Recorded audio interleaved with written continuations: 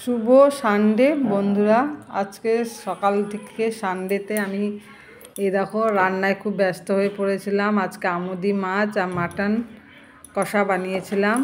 প্রথমে তেল দিয়ে দিলাম, নুন দিয়ে দিলাম, আর একটু নুন বেশি দিয়ে দিলাম, 3 চামচ নুন দিয়েছি। হলুদ দিয়ে দিলাম 1-2 চামচ। আর তোমার এবার এটাকে পুরো ম্যারিনেট করে নেবো 2-3 চামচের মতন দিয়ে। এবার ম্যারিনেট করে এটাকে এবার রেখে দেবো আধ ঘন্টার মতন। এখানে মোটামুটি 700 মতন মাটন আছে। এরকম পুরো মাখিয়ে নিলাম মশলাটা যাতে ঢুকে যায়। এবার রসুন পেঁয়াজ নিয়ে নিয়েছি। এবার রসুনটা ছোলাও হয়ে গেল, আর এরকম রসুনগুলো ছোলা হয়ে গেছে। এবার আদাও কাটা হয়ে গেছে, পেঁয়াজ কুচি করা হয়ে গেছে। এবার আলু ছুলে নেবো, আলুও ছোলা হয়ে গেল। এই দেখো এবার মিক্সিতে এবার মশলাটা বেটে নিই। এবার বাটাও হয়ে গেল মিক্সির মধ্যে। এই দেখো এবার মিক্সির মধ্যে যে মশলাটা ছিল এটা পেঁয়াজ বাটাটা এবার মাংসটা মেখে নেব। যেহেতু মাটন সেহেতু আগের থেকে মাখিয়ে রাখবো। আর এটা হচ্ছে রসুন কাঁচা লঙ্কা আদা সব একসঙ্গে বেটে নেবো। এই দেখো একটু কাঁচা লঙ্কাটা আমরা একটু বেশি দিলাম, 10-12টা মতন দিলাম। আর এটা বেটে নিয়ে পেস্ট করে এবার মশলার সঙ্গে মাখিয়ে কিছুক্ষণের জন্য রেখে দেবো। এরকম মাংসটার মধ্যে মেখে কিছুক্ষণের জন্য রেখে দেবো।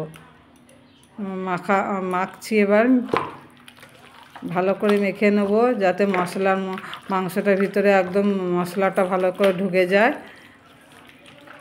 আর নুন হলুদ তো দেয়াই আছে, আগে তেলও দিয়ে নিয়েছি, দেয়া হয়ে গেল।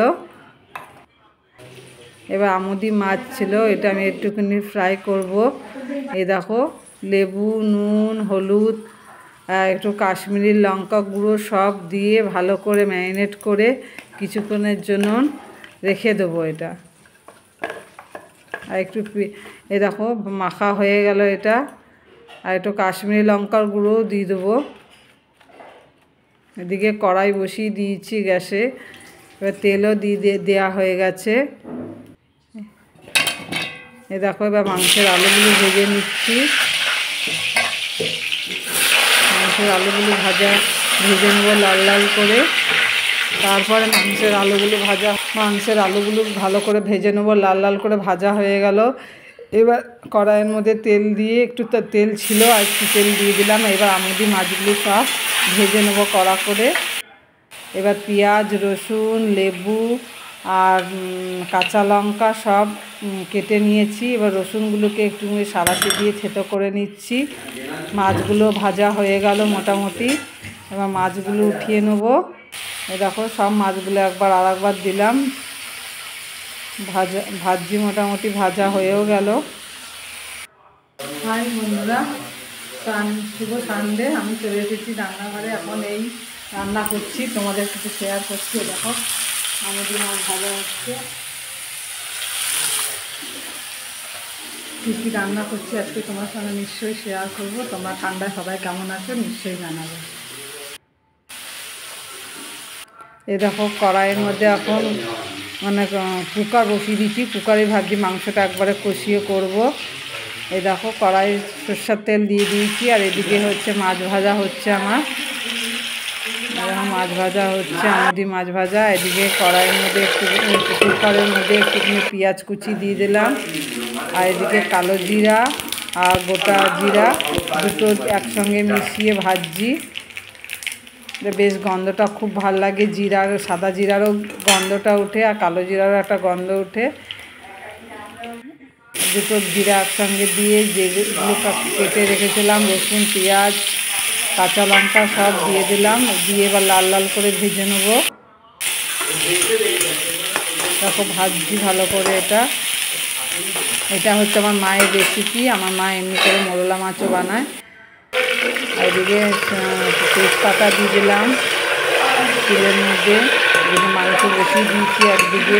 তাড়াতাড়ি করছি, একটু সানডে একটু দেরি করে ওঠা হয়, এই জন্য একটু দেরি হয়ে যায়। এরকম এখানে মাংসের মধ্যে তেজপাতা দেওয়া হয়ে গেছে।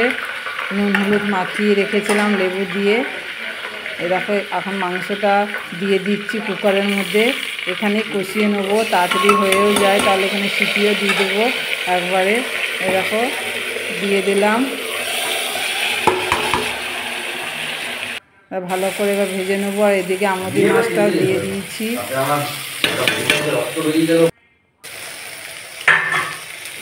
আমুদি মাছটাও দিয়ে দিলাম, দেখো ভাজা হচ্ছে।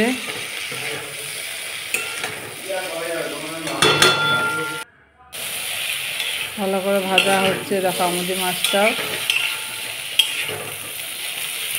আমুদি মাছটা মোটামুটি হয়ে গেছে। এবার কুকারে যে মাংসটা বসিয়েছিলাম এটা একটু নেড়ে নিচ্ছি, ভালো করে কষিয়ে নেব।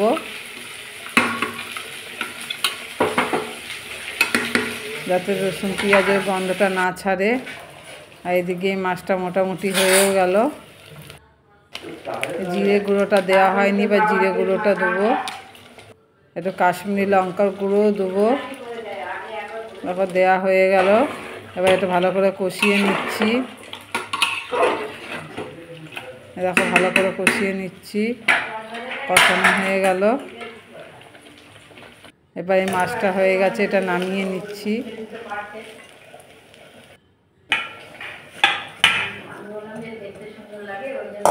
আর একটু গরম মশলা গুঁড়ো দিতে হবে মাংসের মধ্যে, গরম মশলা গুঁড়ো দিয়ে দিলাম।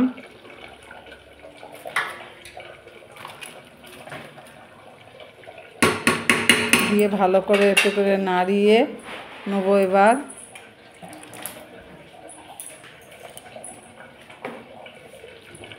দেখো ভালো করে দিয়ে এবার নাড়িয়ে নিচ্ছি।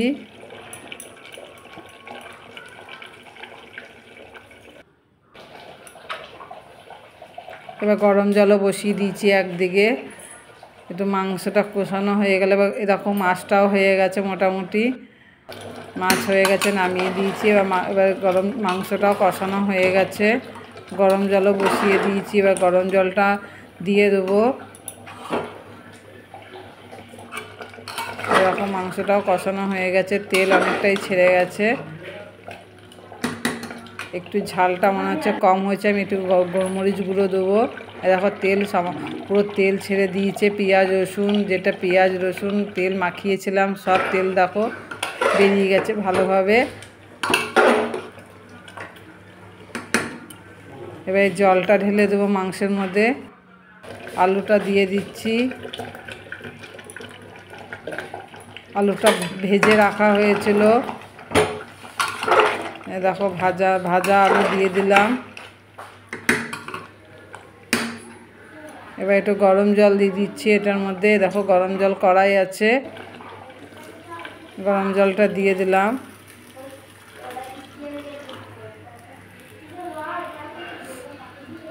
গরম জল দেওয়া হয়ে গেল, একটু ফুটুক, তারপরে আবার সিটি মারতে দিয়ে দেবো। একটু সামান্য পরিমাণ ফুটুক। খাসির মাংসে আলু না দিলে ভালোই লাগে না, এতে আলু দিয়েছি। আলুগুলো দিয়ে একবারে এবার বন্ধ করে এবার সিটি মারার জন্য রেডি করছি।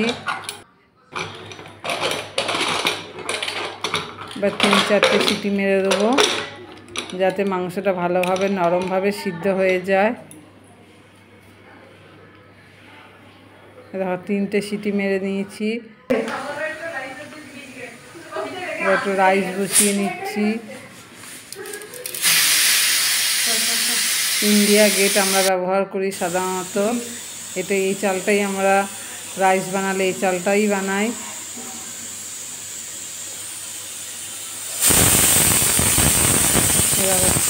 সিটি পড়ে গেছে, আমার মোটামুটি সিদ্ধ হয়ে গেছে। এবার বন্ধ করে দেবো। দেখো আমাদের ডাল হয়েছে, আমার শ্বশুরমশাইয়ের জন্য মাছের ঝোল হয়েছে, উনি খায় না মাংস।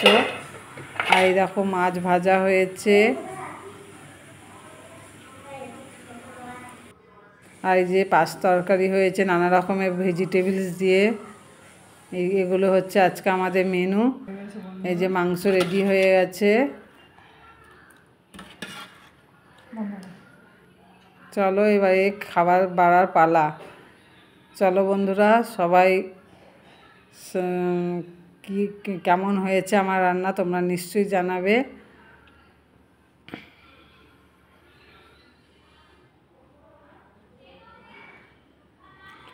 ডাল, মাংস, স্যালাড আর আমুদি মাছ ভাজা।